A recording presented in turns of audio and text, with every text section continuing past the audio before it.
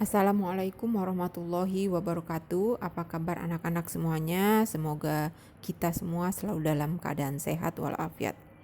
Sebelum memulai pembelajaran hari ini, mari kita sama-sama membaca basmalah dengan harapan kita semua diberi kemudahan untuk memahami pelajaran ini.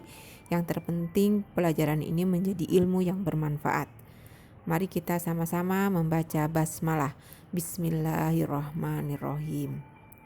Baik, pada pertemuan kali ini yang akan kita bahas adalah peran dan posisi Indonesia di ASEAN dalam kerjasama di berbagai bidang.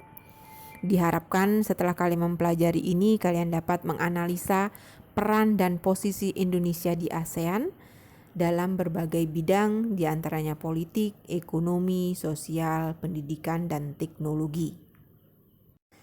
Pada pembelajaran sebelumnya, kita sudah membahas globalisasi, pengertian globalisasi, apa yang menyebabkan globalisasi, dan globalisasi itu bisa terjadi di berbagai bidang. Di antaranya, globalisasi dapat terjadi di bidang politik. Nah, contohnya, globalisasi di bidang politik adalah kerjasama antar negara, terbentuknya organisasi internasional, dan masyarakat yang peduli terhadap pemerintahan. Nah, kali ini kita akan membahas bagaimana peran dan posisi Indonesia dalam kerjasama ASEAN di era globalisasi. Berikut ini adalah peran dan posisi Indonesia di ASEAN di bidang ekonomi. Pertama, Indonesia itu adalah sebagai pelopor dan pendiri AFTA, ya. Nah, AFTA itu berdiri pada tahun 1992, di mana bertujuan untuk menjadikan kawasan ASEAN itu sebagai tempat produksi yang kompetitif, sehingga produk-produk ASEAN itu memiliki daya saing yang kuat di pasar global. Indonesia bersama Malaysia, Brunei Darussalam, Singapura, Thailand, dan Filipina menandatangani deklarasi Singapura itu sebagai tonggak berdirinya kawasan perdagangan bebas di Asia Tenggara. Lalu peran Indonesia, di mana Indonesia membangun industri pupuk Oria ASEAN itu yang berada di Aceh, ya. Yang ketiga, Indonesia itu mengikut sertakan menteri atau pejabat setingkat menteri dalam berbagai konferensi kerjasama ekonomi, baik tingkat regional maupun internasional, ya. Selanjutnya, peran dan posisi Indonesia di ASEAN adalah Indonesia sebagai penyelenggara pertemuan tingkat menteri di bidang ekonomi dan perdagangan, ya, di Indonesia.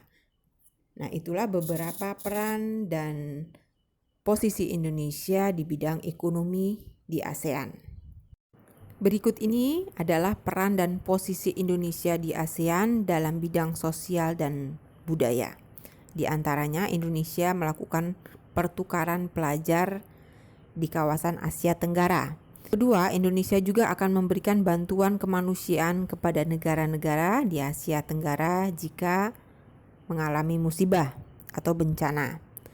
Berikutnya, Indonesia akan selalu mengikuti berbagai kegiatan olahraga yang diadakan di lingkungan ASEAN.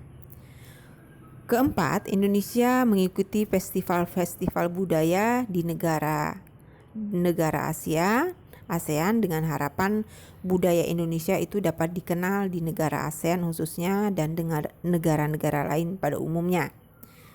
Selanjutnya, Indonesia ikut memerangi peredaran narkoba dan obat-obatan terlarang lainnya. Berikut ini dapat kita lihat bagaimana peran dan posisi Indonesia di ASEAN di bidang politik. Pertama, Indonesia itu sebagai negara pelopor berdirinya ASEAN, di mana saat itu Indonesia diwakili Menteri Luar Negerinya, yaitu Adam Malik, menandatangani deklarasi Bangkok. Kedua, Indonesia sebagai pelopor dan tuan rumah Jakarta Informal Meeting. Ya, ketiga, Indonesia itu sebagai Komite Keamanan ASEAN.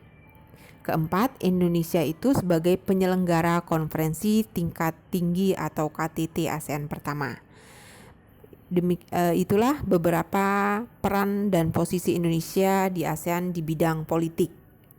Selanjutnya, Ibu harapkan kalian bisa menemukan bagaimana peran dan posisi Indonesia di ASEAN di bidang pendidikan dan teknologi.